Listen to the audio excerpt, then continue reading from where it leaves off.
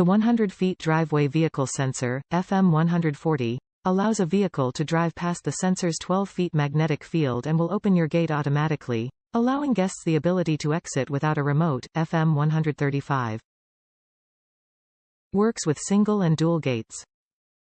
Easy DIY, do-it-yourself, installation. Can be installed 3 to 100 feet away from the gate.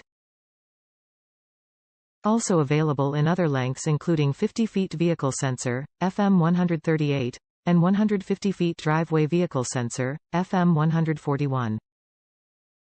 Mighty Mule wireless driveway vehicle sensor, FM130, also available for wireless installation. Top reviews from the United States. Works perfectly with Gatexpert opener. This seemed a bit pricey to me, but it is very well built and works perfectly, so you get what you pay for. I connected it to a Gatexpert AT1350 sliding gate opener and it works perfectly. The cable is heavy-duty and suitable for direct burial, but I put it in PVC conduit anyway to ensure no issues.